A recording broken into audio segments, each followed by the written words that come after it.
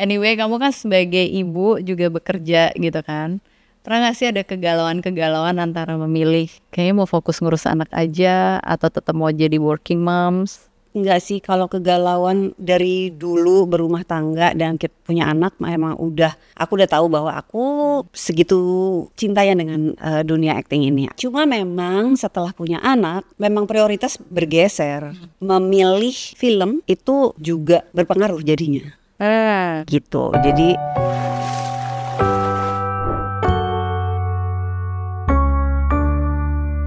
Hai semuanya, aku Samantha Elsenar. Balik lagi di episode Relate kali ini dan udah ada sosok yang cantik jelita, jago acting, terus punya anak juga yang jago acting, pernah main bareng sama anaknya juga. Kita sambut Marsha Timothy. Apa kabar? Hai. Thank you for coming ya. Thank you for having me. Iya. Sekarang kesibukannya apa aja? Sekarang kesibukannya kita lagi promo untuk Liora. Liora. Dereng. Ntar dikasih efek sound. Oke, kalau Liora ini tentang apa ya filmnya? Liora itu sebenarnya bukan nama pemeran utama di film ini, tapi Oh justru bukan. iya, Liora ini mungkin nanti di akhir cerita akan tahu dia itu siapa. Oke. Tuh. Tentang sebenarnya ini drama keluarga. Aku suka nih kalau drama keluarga nih. Tentang suami istri, di mana mereka sedang berjuang untuk mendapatkan anak. Oke. Jadi ini proses mereka bagaimana perjalanannya sepanjang proses ini gitu, bisa dilihat di film ini. Oke. Dan waktu kamu memerankan si ibu yang berproses gitu ya, apa sih dilema yang kamu rasakan? Mungkin bukan dilema sih. Waktu mendapatkan cerita ini memang udah langsung jatuh hati karena memang perjalanan dia ini bukan perjalanan yang aku jalani. Jadi aku nggak pernah menjalani proses seperti yang dia jalani gitu.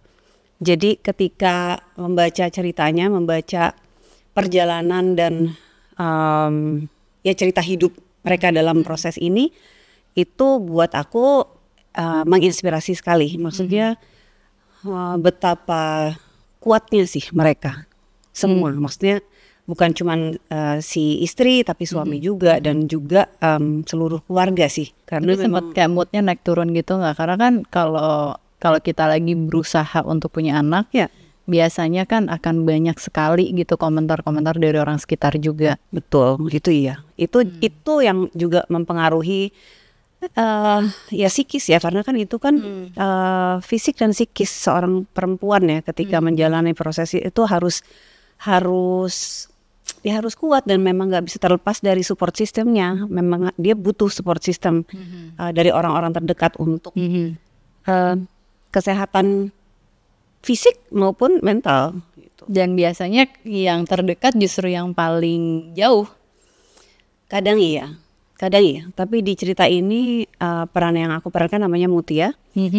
Mutia ini termasuk perempuan yang beruntung sekali karena dia punya support system yang luar biasa dari suami maupun dari ibu, dari mertua, pokoknya dari keluarga, juga dari sahabat gitu. Jadi dia cukup beruntung, tapi yang aku tahu di luar sana tidak banyak yang seberuntung dia.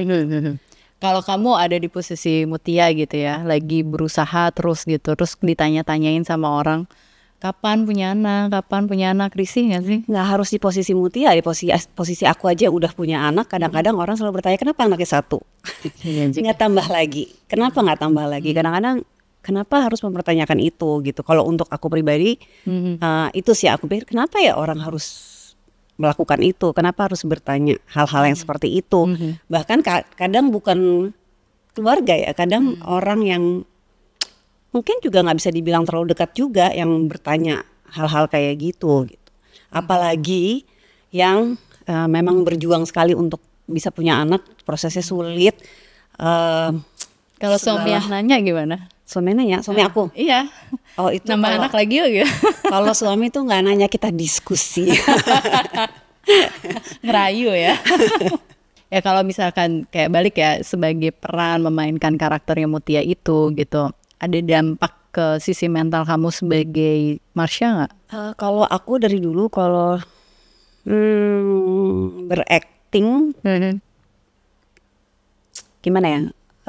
Setiap aktor pasti berbeda-beda ya. Iya, iya. Kalau aku cukup ketika selesai ketika cut gitu. Jadi ya Nggak ketika berefek cut ya sudah gitu. ke kehidupan sehari-hari nggak berefek. Alhamdulillahnya enggak.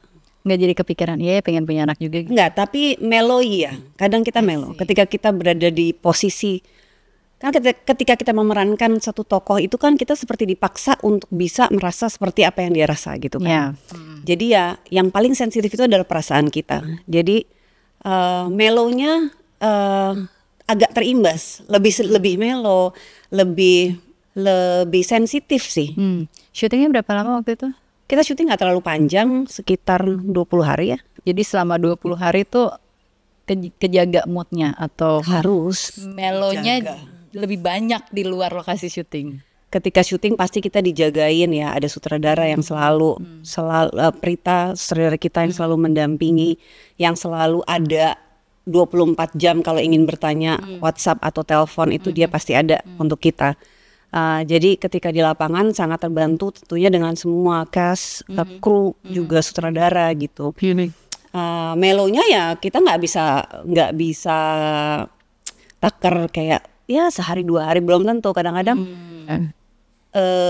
bisa lama juga, cuman ya tidak berimbas sampai yang kayak merubah kebiasaan aku atau merubah sikap aku ke orang-orang sekitar tuh enggak sih, aku enggak gitu. Kalau suamimu sendiri ngasih supportnya gimana tuh pas kamu lagi melo?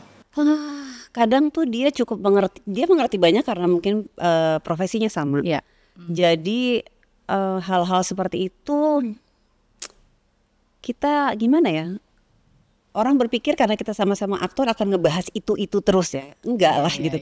Ketika kita pulang ke rumah ya udah, justru kita bahas yang lain, paling bercerita gitu, cerita aja gitu, sharing ketika lagi syuting atau gimana perasaan itu bercerita aja gitu kayak ya cerita seperti kalau di bidang pekerjaan yang lain juga begitu gitu. Ya, kalau aku kan ngadepin klien tuh ada beberapa lah ya yang masalahnya seperti tokoh Mutia ini gitu, mengharapkan momongan tapi nggak dapat terus gitu ya. Jadi pas lihat cuplikannya tuh juga kayak iya itu yang dirasain gitu, itu gambaran yang dirasakan atau dikeluhkan klienku tuh seperti itu. Nah kalau kamu sendiri ada nggak sih yang teman-teman atau kerabat, saudara yang posisinya seperti Mutia?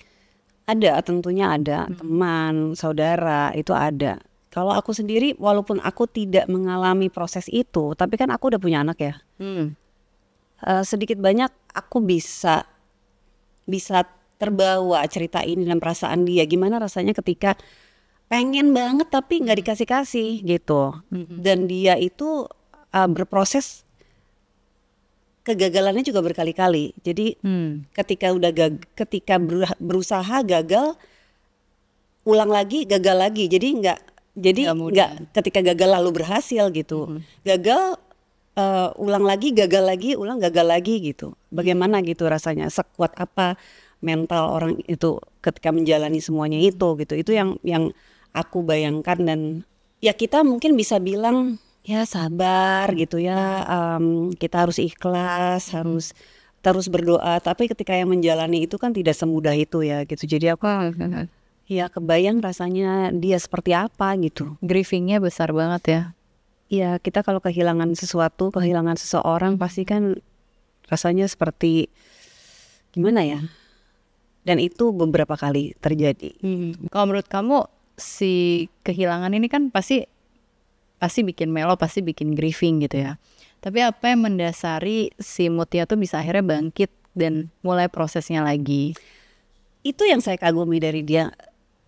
Tidak semua orang memang mungkin bisa, tapi di prosesnya bukan berarti dia kayak kuat gitu ya. Pasti ada down ketika dia yang sangat di titik terendahnya gitu.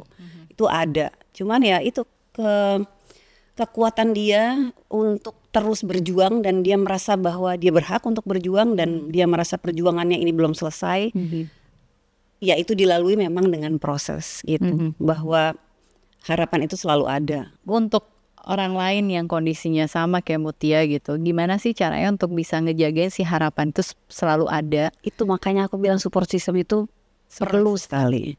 Kita nggak pernah, kalau aku pribadi, aku merasa bahwa kita nggak bisa sendirian menghadapi hal seperti ini. Tentunya kalau misalnya terutama karena prosesnya adalah untuk mempunyai anak, pasti kan pasangan yang utama, berdua. Jadi bukan cuman si istri doang gitu, suaminya juga.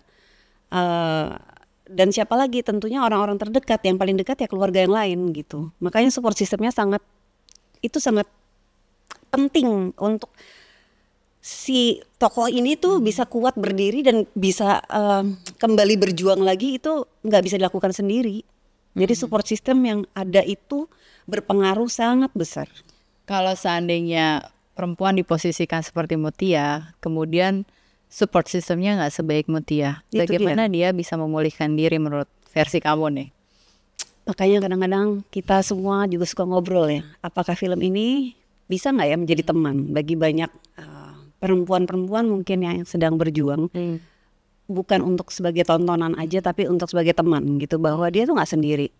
Dia bisa menguatkan dirinya bahwa problem ini di Indonesia bandingannya tuh 1 dibanding 6, yang sulit sekali untuk pasangan yang sulit untuk punya anak gitu. Jadi itu bukan lagi, jangan merasa itu aib kita sebagai perempuan atau malu untuk, atau menjadi gimana ya, sulit punya anak itu karena masalah di perempuan doang, atau aib buat dia. Itu harus dia harus tahu bahwa dia tidak sendirian dan banyak pasangan yang juga mengalami hal yang sama. Jadi jangan merasa menyalahkan diri sendiri, itu yang utama. Jangan kita merasa udah mengalami kayak gitu yang kita salahkan diri kita dulu. Karena kan kayak aku bilang, Mutia ini beruntung dia punya support system yang luar biasa. Kalau yang nggak ada, gimana? Yang utama dari diri dulu. Yang utama bahwa jangan menyalahkan diri, dan sadarilah bahwa ini tuh terjadi di banyak pasangan, gitu. Bukan cuman kamu sendiri gitu. Banyak sekali yang mengalami ini. Bahkan udah menjadi di WHO itu udah menjadi disease sih sebenarnya, karena saking banyaknya pasangan yang sulit sekali untuk punya anak sekarang ini gitu. Dan duka yang terbesar itu kan duka seorang ibu kehilangan anak. Sedangkan kalau proses baru mau punya anak gagal lagi kan kehilangannya berulang-ulang kali. Kalaupun belum berhasil ya, itu kan juga perjuangan gini loh, berusaha kan, ada yang udah berhasil hamil tapi keguguran, tapi ada juga yang bahkan belum sampai hamil. Proses itu ketika setiap bulan menunggu apakah hamil atau enggak, itu kan juga udah menjadi beban untuk si perempuan kan gitu. Udah ngerasa frustrasi. Pasti semakin dipikirin, pasti stres itu semakin besar dalam dirinya. Gitu. Jadi apa nih yang perlu dilakukan gitu selain ya berusaha, tapi maintain pikirannya tuh supaya nggak kebawa stres atau jadi frustrasinya besar banget di dalam proses untuk punya anak sendiri. Itu dia yang aku tekankan sekali lagi, kita nggak bisa sendiri sih, kita butuh support system. Ya bersyukur kalau memang bisa berdiri sendiri, tapi alangkah lebih baik sih kalau misalnya orang sekeliling tuh sadar juga bahwa apa yang dialami si perempuan ini itu sangat butuh dukungan moral, bukan cuma ditanya-tanyain gitu, bukan cuma disuruh-suruh kayak cuman kamu coba ini deh, kamu coba itu deh, bukan cuma itu. Mungkin kadang-kadang niatnya baik ya, tapi ketika orang lagi mengalami hal di posisi yang seperti itu, bahkan aku baca sih di buku, kan Leo ini ada bukunya sebelumnya, bahkan doa aja buat dia di saat yang dia lagi sedang sangat down itu, bisa nggak doanya dalam hati aja. Bahkan doa aja jangan disampaikan deh. Ya. Karena dengar doa itu aja kayak aduh kita doain kamu Itu semua udah trigger itu aja tuh udah trigger buat dia gitu. Jadi memang segitunya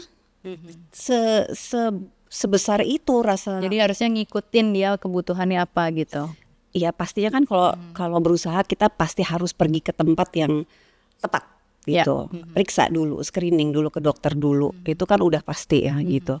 Jadi untuk sekitarnya, orang sekitarnya ya dilihat prosesnya. Mungkin kalau baru awal ya mungkin kalau misalnya ditanya masih biasa lah ya gitu. Kamu nggak nyoba ini? Oh iya. Tapi ketika udah berkali-kali dan udah sekian lama misalnya dia udah berumah tangga terus belum juga, alangkah baiknya kalau orang-orang di sekitar itu lebih tahu diri mawas diri. Udahlah kita nggak usah tanya-tanya gitu. Tapi itu kenyataannya masih banyak di Indonesia yang kayak gitu. Banyak. Bahkan jadi merenggangkan hubungan suami istri loh. Iya banyak sekali. Aku banyak dengar cerita juga kayak gitu. Anyway, kamu kan sebagai ibu juga bekerja gitu kan. Pernah gak sih ada kegalauan-kegalauan antara memilih kayaknya mau fokus ngurus anak aja atau tetap mau jadi working moms? Enggak sih, kalau kegalauan dari dulu berumah tangga dan kita punya anak memang aku udah tahu bahwa aku segitu cintanya dengan dunia acting ini. Aku rasanya kalau bisa berakting sampai nanti 20 tahun lagi juga maunya begitu gitu ya. Cuma memang setelah punya anak memang prioritas bergeser. Bahwa prioritas aku memang anak, keluarga. Jadi memilih film itu juga berpengaruh jadinya. Gitu. Jadi apa kan kadang-kadang ada yang nanya ini nggak sih apa pilih-pilih nggak sih film apa atau kayak gimana gitu, diseleksi banget gak sih gitu. Ya jelas iya, tapi tambah lagi punya anak diseleksi karena masalah mungkin waktu, kadang-kadang lokasi gitu. Itu jadi pertimbangan sekarang. Bukan jenis filmnya? Jenis film juga. Oh iya? Ya. Yang kamu hindari yang kayak gimana? Ya banyak beberapa lah yang aku hindari. Oke. Ya nggak usah disebut ya. Nah kalau misalnya perempuan gitu ya yang kamu lihat dengan kondisi Mutia gitu, itu banyaknya lebih memilih untuk menyembunyikan proses perjuangan mereka daripada gembar-gemborin gitu. Gue lagi program nih gitu. Jarang yang cerita gitu, kecuali mungkin deket banget gitu. Ini kan dampak yang bikin mereka tuh juga jadi merasa mungkin malu gitu ya kalau nanti gagal gimana. Justru bikin mereka jadi jauh dari support system yang mereka butuhkan kalau mereka jadi menyembunyikan itu. Menurut kamu gimana tuh? Ya sebenarnya kan yang digembar-gembor itu memang nggak perlu sih. Yang paling tahu kan pasti pasangan kita. Ya itu dulu deh. Itu aja dulu. Memang nggak perlu. Kita nggak perlu. Support system terbesar itu memang suami. Tapi kalau keluarga, sahabat itu juga memberikan support yang positif, pastinya lebih luar biasa. Tapi juga tidak harus kayak bercerita. Bahkan ke sahabat. Kalaupun memang nggak pingin ya nggak usah. Tapi kan yang pasti tahu itu kan pasangan kita. Jadi yang paling utama di dalam proses seperti ini ya pasti suaminya itu. Jadi ya memang nggak perlu juga ngerti nggak mencari support system yang kalau kitanya nggak nyaman, kenapa harus dipaksakan cerita gitu. Tapi kan yang pasti tahu kan pasti suami kita. Gitu. Jadi si suami-suami harus ngapain? Ketika tadi kamu bilang gitu kan, sekedar baca doa aja udah jadi trigger gitu. Jadi makanya nonton film ini. Bagaimana si suami ini mensupport tanpa kelihatan. Dia baca buku tentang kesuburan misalnya. Si suami. Kalau istrinya lihat, dia tahu itu buat dia sensitif. Jadi dia lakukan tanpa istrinya tahu. Jadi dia pun membekali dirinya dengan segala pengetahuan tentang itu. Tanpa istrinya harus lihat, karena dia segitu taunya, dia baca aja dengan judul itu membuat si istri itu sensitif gitu, sedetail itu. Dan memang menurut aku memang seharusnya seperti itu, karena yang berproses itu kan mereka berdua, tapi kan badannya badan si perempuan, hormon-hormon itu ada di kita di perempuan, laki-laki nggak punya itu. Tapi hal-hal detail sekecil itu dilakukan oleh si suami itu luar biasa. hal-hal yang seperti itu tanpa harus dia tahu gitu. Kadang-kadang banyaknya nggak dikerjain juga loh. apa tuh? Ya mencari informasi gitu. Makanya kenapa ada film ini adalah untuk dikasih lihat bahwa apa yang bisa dilakukan laki-laki sih, gitu. Ada di situ aja itu udah sangat baik ya. Apalagi kalau dia membekali dirinya masing-masing dengan pengetahuan yang lebih, gitu. Karena kadang-kadang pasangan si suami bahkan kadang kalau istri kontrol tuh nggak ada. Iya, itu sering terjadi. Iya, maka itu. Jadi untuk membekali diri mereka itu penting. Kalau rasanya enggan sekalipun, yang penting ada di situ, ada di sebelah si istri, gitu. Yang penting ada wujudnya dulu. Ya bukan ada itu kan bukan wujud. Kalau misalnya dia ada di situ, tapi terus dia chattingan sama siapa? Enggak dong, ini ada aja ada. Karena kan itu beneran apa ya, suasana yang sangat tidak mengenakan dan banyak orang nggak tahu harus ngapain dalam situasi yang berduka gitu, dalam situasi yang nggak enak. Let's say lah abis dikuret gitu, masuk rumah sakit dirawat berapa hari gitu, itu kan juga nggak enak. Mungkin si laki-laki juga merasa sedih. Iya. Dia juga harus mengelola perasaannya dia sendiri gitu. Jadi kita sebagai orang yang ada di posisinya peran Mutia dan suaminya ini, apa yang jadi fondasi dasarnya mereka menurut kamu? Sehingga mereka bisa sangat resilient, sangat tangguh, dan sangat kompak menghadapi itu semua. Iya, karena cinta yang luar biasa, because they respect each other, itu yang utama. Dan mereka tuh saling protecting each other gitu. I see. Jadi ya memang makanya aku bilang beruntung di cerita ini beruntung, tapi lihatlah gitu, maksudnya semua tidak selalu indah dalam perjalanannya. Benar. Ya ada lah, namanya juga manusia ya. Tapi bahwa dia tetap berada di situ dan memberikan dukungan penuh ke istrinya, itu kan itu yang sangat dibutuhkan lah. Itu yang amat sangat dibutuhkan ketika pasangan itu memang lagi berproses untuk punya anak. Iya, kalau misalkan keadaannya sebaliknya nih gitu, kita bicara tentang kesuburan gitu ya, itu kan pasti ada dua belah pihak ya. Kondisinya adalah laki-lakinya yang agak perlu bantuan terkait dengan kesuburannya. Setiap kali berhasil, istrinya hamil, tiba-tiba kehilangan itu kan bisa aja sudah melahirkan terus anaknya meninggal. Iya. Bisa aja meninggal di usia kandungan tua itu dan lain sebagainya cerita-ceritanya. Kalau tokoh Mutia tuh digambarkan sama kamu kan sebagai individu yang sangat kompak, penuh dengan cinta, punya pegangan yang besar sekali gitu. Mereka berdua benar-benar berjuang bersama gitu, membersamai ini semua. Kalau posisinya dia tidak mendapatkan suami yang seperti itu. Udah suami yang bermasalah, ada bermasalah dengan kesuburannya, terus pada saat istrinya atau bayinya lahir tapi meninggal, dia apatis. Apa yang harus dilakukan seorang istri? Menurut aku atau seharusnya? Kalau menurut aku tinggalkan. Jadi jelas ya. Kalau buat jelas, aku. tinggalin Karena kan aja. perjalanan itu berat banget, emosional yang mereka jalani itu kan roller coaster banget gitu di kenyataannya. Jadi kalau misalnya keadaan yang seperti itu, ya memang mungkin bukan pasangan yang tepat. Gimana mau berlanjut usaha kalau salah satu udah seperti itu? Menurut aku sih agak impossible. Akan berhasil memang kalau dua-duanya berjalan beriringan. Kayak di film Liora, Mutia dan Fajri, dia beruntung punya semua yang mendukung, tapi kan prosesnya nggak langsung. Dia beruntung mereka ada di situ, tapi kan tidak semua langsung seperti yang dia inginkan. Makanya di trailer bisa dilihat mereka berantem kayak orang gila itu, teriak-teriakan itu kan karena memang itu diceritakan ya itu prosesnya macam-macam. Ada yang di titik dia bahkan nggak mau lagi ngomong sama Tuhan, Iya. gitu. Jadi ya proses yang dilalui nggak mudah dan nggak secepat itu langsung semuanya berjalan sempurna gitu. Oke. Kapan akhirnya sebagai pasangan suami istri yang terus berusaha untuk punya anak dan gagal terus berdamai dengan kondisi tersebut? Aku rasa nggak pernah ada yang tahu jawabannya.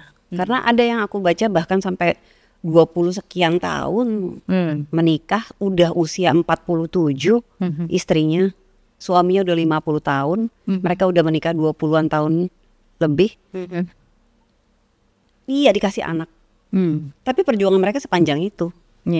Ada juga yang memang udah stop sekali, 2 kali, udahlah kita udah pasrah aja, berdamai aja, itu juga ada. Ada yang terus berusaha terus. Jadi itu nggak pernah ada takarannya setiap orang berapa lama sih.